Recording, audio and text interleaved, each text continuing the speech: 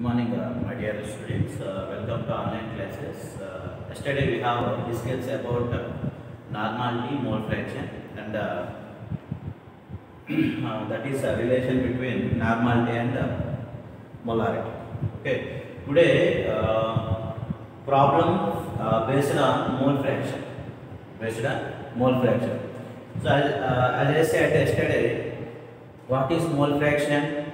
So mole fraction, the ratio of the number of moles of one component and the total number of moles of all components in a solution is called mole fraction. So here number of moles, how to calculate number of moles of solute or solvent? So that is weight of solute by molecular weight of solute. Then only get number of moles. The ratio of number of moles of one component and total number of moles of all components in a solution. For example, the solution which contains two components, consider A and B. Number of moles of A and number of moles of A and B. The ratio of number of moles of A, that is mole fraction of A. We can written as what? Number of moles of A by number of moles of A and B. Right. So based on mole fraction, we have solved one problem, that is calculate the mole fraction of ethylene glycol. Formula is C2H6O2. Keep remember this formula, then only you can calculate molecular weight. If you don't know this formula, you can't calculate the molecular weight. Okay. Calculate the mole fraction of ethylene glycol C2H6O2 in a solution containing 20% of C2H6O2 by mass. It means what? 20% of ethylene glycol C2H6O2 by mass means what? 20% means 20 by 100. Means what? 20 grams of ethylene glycol present in 100 grams of solution. 100 grams of solution means the total weight of solution is how much? A percent indicates what? 100. The solution weight is 100, in which 20 means what? Weight of solute. So now, what is the weight of solvent? So 100 minus 20. That is equal to 80. That is weight of solvent. That is water. So that is why I wrote here. 20% of ethylene glycol means 20 grams ethylene glycol present in 100 grams of solution. 100 grams of solution. It means what? Solution weight is 100 grams and weight of the solute is how much? 20. So it gives what? 80. It means what? It is solvent. Solvent, that is water here. Here 20 indicates what? Weight of solute. Weight of solute. Weight of solute plus solvent. Now we can written as 100 is equal to minus 80 plus 20. How much? 100. So weight of solute to solvent is equal to solution now. 20% means what? Weight of solute present in 100 grams of solution, but you don't know weight of solvent. Now you have to subtract 20 from 100, then you will get the weight of solvent. Right? So now coming to problem. Now we can written as right. Now weight of solute. Here solute is what? Ethylene glycol. How much? 20 grams. And molecular weight is 62. How it is calculated? C2H6O2. So here how many carbons? 2 carbons into molecular weight of carbon is 12 plus 6 hydrogens. Molecular weight is hydrogen is 1 and 2 oxygens. Right? Molecular weight of oxygen is 16. 12 2 is 24. Plus 6 plus 32. Now it gives what? 62 grams.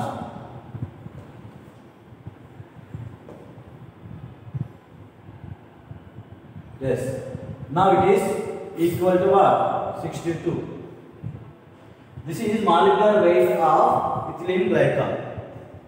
Now, so solute, about solute is completed. Now coming to solvent. Here solvent is what? Water. Weight of water is how much? 80 grams. 100 minus 20. It gives what? 80. That is indicates what? Weight of solvent. But here solvent is what? Water. Then weight of water, water molecule. So oxygen weight is 16, hydrogen is 2. Here 2 hydrogens, no, 2. 16 plus 2, 18 grams. Now what is the mole fraction? So formula, number of moles of one component by number of moles of all component. But here what we calculate? Mole fraction of ethylene glycol. So mole fraction of ethylene glycol. Mole fraction is denoted by chi x. C2H6O2 is equal to number of moles of ethylene glycol by number of moles of ethylene glycol plus moles of water. So that is N ethylene glycol by N ethylene glycol plus N water. Now how to calculate? N means number of moles. Number of moles of ethylene glycol is equal to weight of ethylene glycol by molecular weight. So weight is how much? 20 grams. Molecular weight 62. It gives what? 0.322 moles. That is NC2H6O2 value. Simultaneously, same way you have to calculate NH2O. NH2O means what? Weight by molecular weight of the water and molecular weight of water. Weight of water is how much? 80 grams. Molecular weight is 18. So 80 by 18 is equal to 4.444. Now mole fraction of ethylene glycol. Now we can write as XC2H6O2 is equal to N ethylene glycol by N ethylene glycol plus N water. Now we have to substitute the values. We finally got ethylene glycol is right. This is the calculation of mole fraction. First you have to calculate N, number of moles of solute and solvent based on the given data. Then only have to calculate. So in this this kind of problems you have to keep remember the solute, the respective solute, the molecular weight and solvent molecular weight. Okay na? So weights are already based on given data you can find easily, but the molecular weight can't. So that is why in solution you have to keep remember all molecular weights of solutes and solvents. Right. So this is methods of expression, concentration expression is over. Now next topic is solubility. So what is solubility? So how many types of solubility? What is saturated? What is unsaturated? What factors to affect the solubility? Right. So what is Henry's law? What are the Henry's law applications? Okay, we'll discuss today. Okay, right.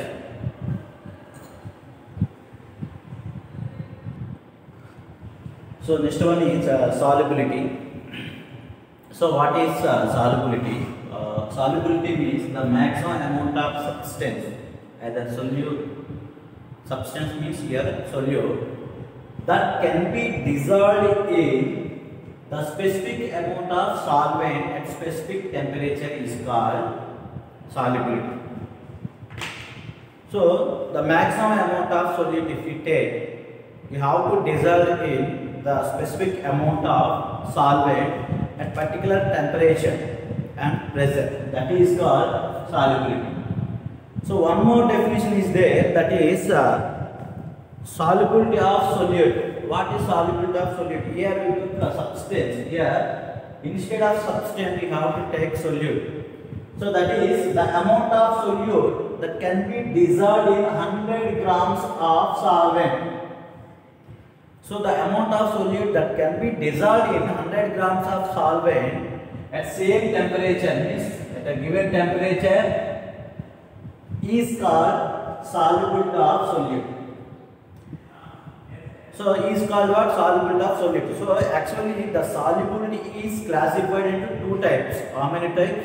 Two types. So first one is solubility of solubility of solids in liquids.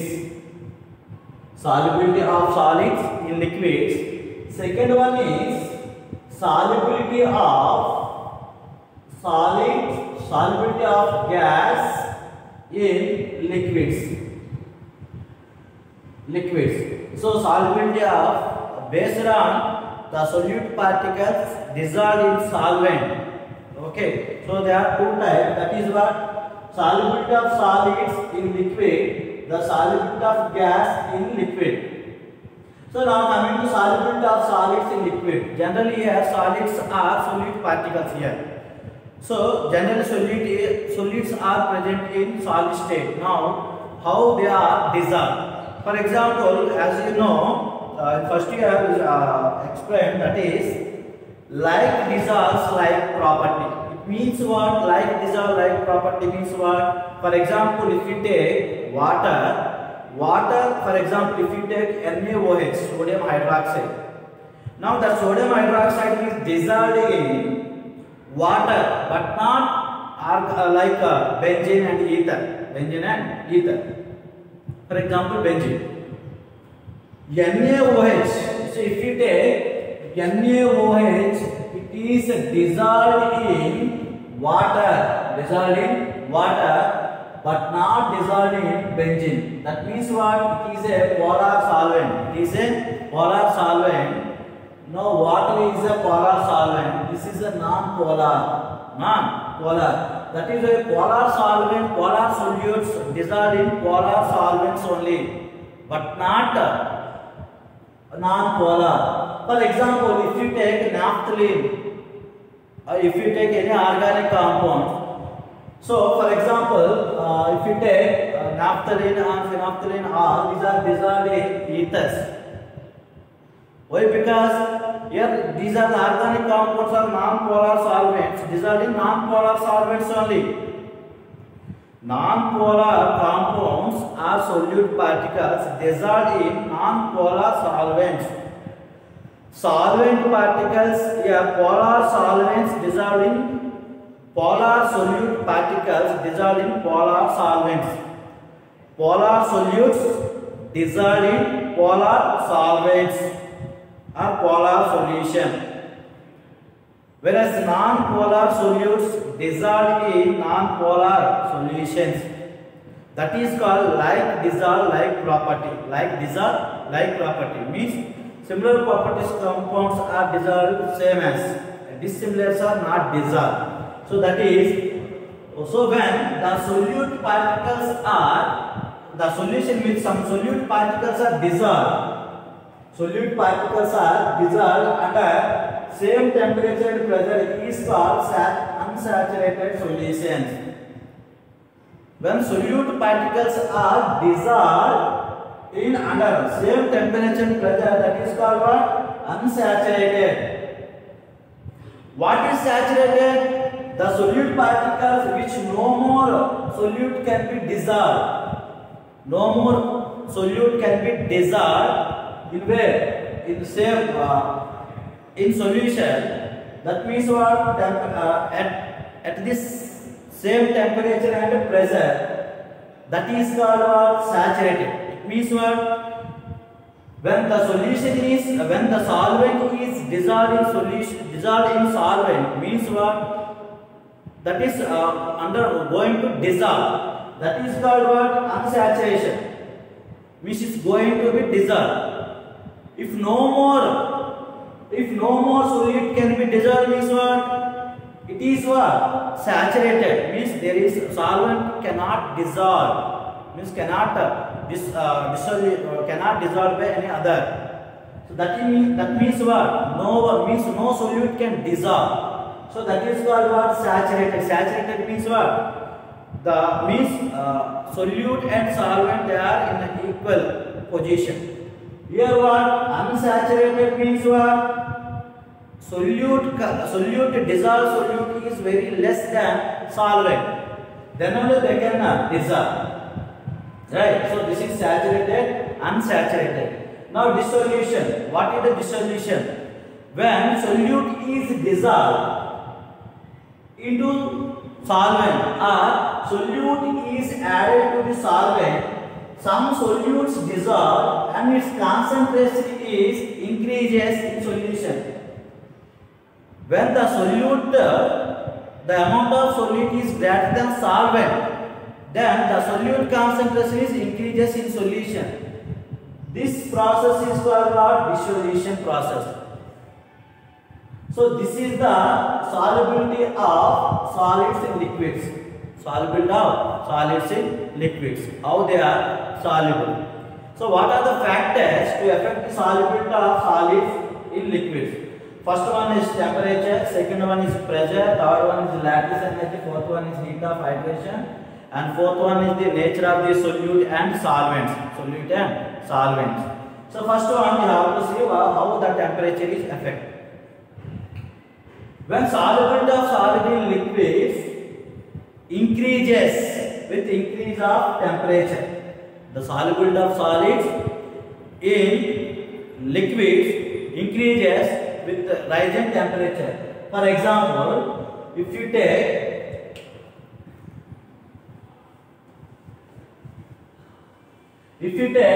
5 grams of sugar dissolved in 100 ml of water. So this is a beaker which containing 100 ml of water, and in it dissolve 5 grams of sugar. Now normally it is dissolved. When increase the temperature, what happen? Some more amount of sugar also dissolve. So with increase in temperature, the solubility of solids in liquid is increases. But here what condition here? Solubility of this here, dissolution is endothermic. Dissolution is endothermic, means they want energy. If delta H is positive, then only this occurs. When the solubility of solids in liquid, that is what decreases with increasing temperature. When dissolution is exothermic. Dissolution is exothermic. When delta H is negative, the solubility of solids in liquid decreases. When delta H is positive, that is solubility of solid increases with increase in temperature. This is. Next one, pressure. Pressure does not affect the solubility of solids in liquid. Solubility of solids in liquid. There is no significant effects on pressure on solubility of solids in liquids. Next one is lattice energy. What is lattice energy means? The amount of heat required to separate a mole of ionic substance in its ions. So that is called what? Lattice energy. For example, NaCl, if we take NaCl, this is ionic substance. So here amount of heat, the amount of heat required to convert into Na plus Cl minus ions. This ionic substance is converted to ions when the amount of heat is required. How much heat is required to convert the compounds, ionic compounds in its ions, that is called lattice energy. Now this lattice energy also to affect the that is what? Solubility of solids in liquid. Now it is about endothermic process. Endothermic process means what? Delta H is positive. Delta H is positive here. Positive. Heat of hydration. Heat of hydration means the formed ions is there, no. Those ions are, they form hydration. They form hydration to ions hold the water. These ions are to hold the water by ion dipole bonds. By which type of bonds? Ion dipole bonds. The formed ions are the form hydrated. The ions are to hold the water molecules by ion dipole bonds. Ion dipole bonds. When heat is liberated during the process, hydration during this process means what? Hydration process. Now it is exothermic. So here there are two types of process. If lattice energy is greater than hydration energy, now the system is going to be cooled. When lattice energy is less than hydration energy, the system going to be heat. The system going to be heat. So this is lattice energy and heat hydration. Next one, what is the effect of nature of the solute and solvent? Nature of the solute and solvent means, if lattice energy is smaller, hydration energy is more, that compounds are easily soluble. The ionic compounds are easily soluble. When the ionic compounds are containing less lattice energy and more hydration energy, the ionic compounds are easily dissolved. When more lattice energy, less hydration energy, the ionic compounds are do not soluble. That is nature of the solute in solvent. So this is depends upon, means the solute solvent particles depends upon the nature of lattice energy and hydration energy. This is effect of solute and solvent particles. Okay, so this is the about what the solubility of solids in liquids. Solubility of solids in liquid. Then coming to solubility of gas in liquid. So here solubility is two types. One is solubility of solids in liquids. Second one is solubility of gas in liquid. So now this is about solubility of solids in liquid. Now second, solubility of gas in liquid. What is solubility of gas in liquid? What are the factors to affect? Okay, we will discuss now. Okay, right. So next one is solubility of gas in liquid. So already we have explained about solubility of liquids, solubility of solids in liquids. Now coming to solubility of gas in liquids. So what is solubility of gas in liquid? Generally it is explained based on absorption of coefficient. Absorption of coefficient. Now what is the absorption of coefficient? The solubility of gas in liquid explained based on one process. The process is called absorption coefficient. What is absorption coefficient? So it is explained by, it is defined as the volume of the gas in ml. Here the volume of gas we have to take in ml that can be dissolved 1 ml liquid of solvent, liquid solvent. The volume of the gas in ml that can be dissolved in how much amount of solvent here? How much ml of solvent here? 1 ml of liquid solvent. So it is what refers to what? Gas in liquid? No. Here the volume of the gas, we don't know how much volume, but that is dissolved in liquid. Now here liquid how much? 1 ml of liquid solvent. That is called absorption coefficient. That is called what? Absorption coefficient means same as like solubility, the amount of solute dissolved in 100 grams of that is solvent. No. Same as the amount of gas here, not amount, the volume of the gas dissolved in 1 ml of liquid solvent. That is what absorption coefficient. So what are the factors to affect the solubility of gas in liquid? Same as solubility of solids in liquids, temperature, pressure, and hydration, lattice energy, they are no. But here mainly they are four important factors to affect the that is solubility of gas in liquid. First one is nature of the gas.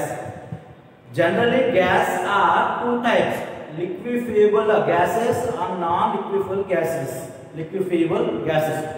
Generally liquefiable gases are means what? These are the diffusers more means these are the gases which are the fast diffusers. they are diffuses easily. These are called liquefiable gases. Carbon dioxide is an example for that kind of gas. So easily liquefiable gases are more soluble in liquid. For example, carbon dioxide. If we take carbon dioxide, oxygen and hydrogen. When compared to oxygen and hydrogen, carbon dioxide is a liquefiable gas and it is easily dissolved in carbon dioxide. Right? So carbon dioxide is what? Liquefiable gas. Next one, nature of the solvents. Some solvents is containing nature of the solvents means here when the solvent means gases like the solvent. For example, the gases capable for forming ions in aqueous solutions. Some solvents they are in gases. There are some gases. For example, hydrochloric acid is a gas. Now, hydrochloric acid is a solvent, one type of solvent, but they are capable to form ions in aqueous solution. That kind of solvents are more easily soluble in liquid. Means easily soluble in liquid. Means the capability of gases to form ions in the aqueous solution. That kind of solutions are gases. But here gases, we have to explain about gases now. Some solvents like gases, they are capable to form ions in aqueous solution. Example is HCl. HCl is one type of solvent and it is also gas.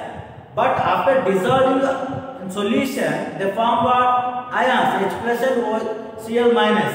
HF plus and Cl minus. But it is a solvent at the same time gas, but they are capable to form ions. This kind of solutions are more soluble. More soluble means they should be form ions. Then solubility is increases. Right? So this is nature of the solvent. Next one is temperature. Temperature means what? When the solubility decreases, increase in temperature. So solubility of gases decreases when increase of temperature. If we take this is a solution. So now, so this is applied temperature. Now it is converted to vapor. Now this vapor is converted like gases now. If temperature increases means the solution are converted to vapor. How they are dissolved? Not dissolved. So that is when temperature is increases, rising temperature, solubility of gas decreases. Solubility of gas decreases. When temperature decreases, then what happens? The vapors are converted to liquids. Means the solubilities take place. Right? So rising temperature, the solubility of gases is, that is what decreases. Right? Next one, next factor, that is pressure. So this is very important. The pressure of the means the solubility of gas in liquid. How the pressure is affected, that is explained based on Henry's law. So that is very important. So next one, effect of pressure. Effect of pressure. See what is the how the pressure is affected. So next one, how the pressure is affecting on solubility of gas in liquid. So it is explained based on Henry's law. This is very important. Henry's law. What is definition for Henry's law? What are the applications? What are the limitations of Henry's law? Very important. So Henry's law, how to define me? The mass of the gas dissolved per unit volume of the solvent is proportional to the pressure of the gas. Here M indicates what? Mass of the gas dissolved in solvent. Mass of the gas dissolved in solvent is directly proportional to the what? Pressure of the gas. Here P is equal to what? Pressure of the gas. Now M is directly proportional to P. Now we can the proportional we have to convert into is equal to, now we can written as M is equal to K into P. You have to write constant. Now here K is equal to what? Henry's constant. Henry's constant. This is one definition. But the frequently used definition, well-known definition, you have to write this definition only for board level. Okay, now this is well-known definition and frequently used definition. That is what is the partial pressure of the gas. Here P indicates the partial pressure of the gas. But what phase? Vapor phase. The partial pressure of the gas in vapor phase is proportional to the mole fraction of the gas. Here X indicates what? Mole fraction of the gas. Already you know what is mole fraction. Now we can write P directly proportional to X. P is equal to Kh into X. Now Kh is called Henry's constant. The partial pressure of the gas. Here see P is equal to what? The partial pressure of the gas in which state? Vapor phase or vapor state is directly proportional to the mole fraction of solution. This is well known and frequently used definition, right? So now we can write as P directly proportional to X. P is equal to Kh into X. Now Kh is called what? Henry's constant. What is the relation between Henry's constant and solubility? When high value of Kh has high values, the solubility of gases in liquid is less. Kh and values are high means when the gases, if we take up 2 or 3 gases, the gases which containing high value, which gas is containing high Kh value, that is less soluble in liquid. When the gas has low Kh value, that is more soluble. Keep remember this one. So now we have to draw the graph, partial pressure of the HCl gas and mole fraction of the HCl gas present in cycle hexane. It gives the straight line. It gives the straight line. That is indicates solubility of gas. So now what are the limitations of Henry's law? So Henry's law is applicable at certain conditions, that is pressure is not very high. Pressure not very high and temperature is not very low, but they have to maintain some optimum. Next one, gas is not highly soluble. This is the one limitation. And the gases does not undergo, that is what, dissociation. One more is the gases do not react with, means do not react with solvent, do not form any compounds. They are maintained individually. They are present. Do not means the gases do not form any compounds with solvent. These are the limitations of Henry's law. Write any 2 limitations means you have to write these. These are the conditions only. At these conditions only Henry's law is applicable. If condition changes means Henry's law is not applicable. Right. So what are the applications? Generally, carbon dioxide is present in soft drinks or soda water. So the carbon dioxide is never reacting with solvent, but it is present inside of the that is what glass or any other. So how it is sealed means the increase of solubility of carbon dioxide in soda water or soft drink, that carbon dioxide is inserted into the solution, means sealed under high pressure. This is the one application. Why the soda water and soft drink they contain carbon dioxide while you are open, when gases come outside. So how the gas is soluble in soluble in liquid, that is explained by what? Henry's law. Means carbon dioxide is containing less Kh value, means that is already high Kh value means lower the solubility. Carbon dioxide is containing some specific Kh value, then only carbon dioxide not dissolved in that water. Not dissolved means what? They contain high KH values. Now the carbon dioxide sealed under high pressure. This is one application. Some cases when the sea divers are enters into the deep of the sea. That time they carry the one cylinder. That cylinder they containing that is helium, nitrogen, and oxygen. So when under the means when you enter the deep means the pressure is more. When pressure is more means the solubility of gases is more. So that is why you have to take this one helium, neon, argon. These are the helium, neon, oxygen. These are the less soluble. So that is why if to means if you not brought this means they are going to get what bends is one type of disease. If you got this means they avoid the from this one condition. This condition is called what? Bends condition. If enters into the deep of the sea, the solubility of gases is more because the pressure is high. Now they got bend diseases. To avoid this condition, you have to bring mixture of this one. Use diluted with this one cylinder.